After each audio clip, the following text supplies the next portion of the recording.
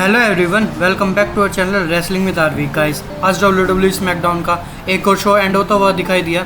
जो स्मैकडाउन पे मेजर चीज़ें हुई वो मैं आप लोगों के साथ डिस्कस करना चाहता हूँ। तो चलिए गाइस शुरू करते हैं। गाइस, आज जैसा कि हमें पता था कि स्मैकडाउन पे आज जो हमारे यूनाइटेड स्टेट चैंपियन थे ऑस्टिन थ्योरी वर्सेस हमारे सेंटो एस्कोबार के बीच, तो उसके बाद हमने ये देखा कि हमारे जो ऑस्टिन थ्योरी है उन्होंने बैक स्टेज पे हमारे जो कि सेंटो एस्कोबार है उन पे अटैक किया और फिर उसके बाद वो उनको बहुत ही बुरी तरह इंजर्ड कर दिया। उनके नी पर चोट आई और उसके बाद जब हमने बैक स्टेज पे देखा कि उनको WWE ने मेडिकली क्लियर कर दिया, उसके बाद भी जब वो मैच के लिए रेसल करने के लिए आ रहे थे तब भी ऑस्टिन थ्योरी ने आके उनके ऊपर अटैक किया।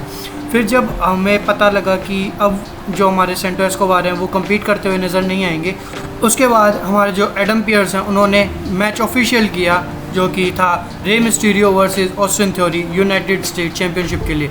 और हमने ये मैच बहुत ज़्यादा देर चलते हुए नहीं देखा, लेकिन कुछ टाइम तक था, ये 5-10 मिनट का मैच था। उसमें लास्ट में हमें ये देखने को मिला कि हमारे रे मिस्टीरियो ने 619 लगा के और वो विक्ट्री लेते हुए नजर आए और अब वो न्यू यूनाइटेड स्टेट चैम्पियन बन चुके हैं। और उसके बाद जो मेजर चीज़ जो हमें स्मैकडाउन पे देखने को मिली वो ये थी कि हमारे जो एज हैं वो हमें बहुत टाइम बाद हमें स्मैकडाउन पे देखने को मिले।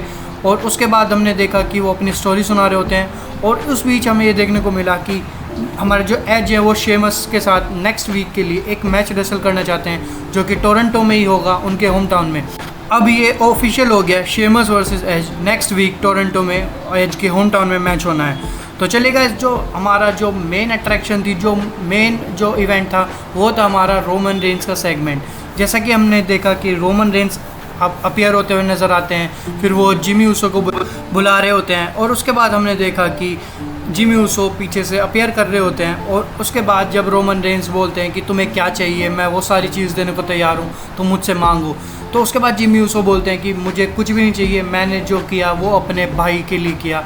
फिर उसके बाद जे ऊसो आते हैं और जे ऊसो बहुत ज़्यादा नाराज़ होते हैं, वो रीज़न पूछना चाहते हैं। उसके बाद जो हमारे जिमी ऊसो हैं वो रीज़न ये देते हैं कि वो उनसे प्यार करते हैं। अगर वो बाय चांस हमारे जो यूनिवर्सल चैम्पियनशिप जीत जाते और ट्राइबल चीफ का एक ओहदा प्राप्त कर लेते तो उनको भी वही घमंड आ जाता जो आज के टाइम में रोमन रेंस को है।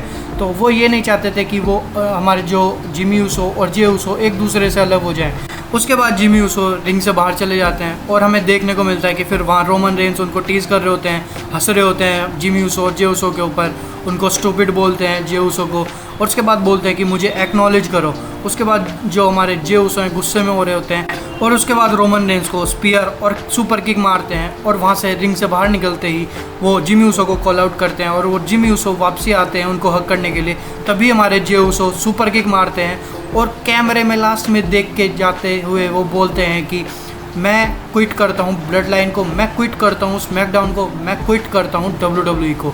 तो अब गाइज, ये जब इतने बड़े वर्ड्स हमारे जे ऊसो ने बोल दिए, हालांकि ये स्टोरी लाइन का ही पार्ट होगा, तो अब देखना ये इंटरेस्टिंग होगा कि जे ऊसो क्या सच में कुछ टाइम के लिए ऑफ हो जाते हैं स्मैकडाउन से WWE से, या फिर क्या एक नया ट्विस्ट लाएगी WWE। तो ये देखना बहुत ही ज़्यादा इंटरेस्टिंग होगा कि ब्लड लाइन का एक और नया मोड क्या हमें दिखाएगा। तो चलिए गाइस, आज के लिए इतना ही। और WWE से जुड़ी अपडेट्स के लिए प्लीज़ हमारे चैनल के साथ बने रहें। हमारे चैनल को लाइक करें, शेयर करें एंड सब्सक्राइब करें। और गाइस प्लीज़ 100 सब्सक्राइबर जल्दी से जल्दी कराएं ताकि हम आगे ग्रो करें और इस प्लेटफॉर्म को और अच्छी ऊंचाइयों पे ले जाएं।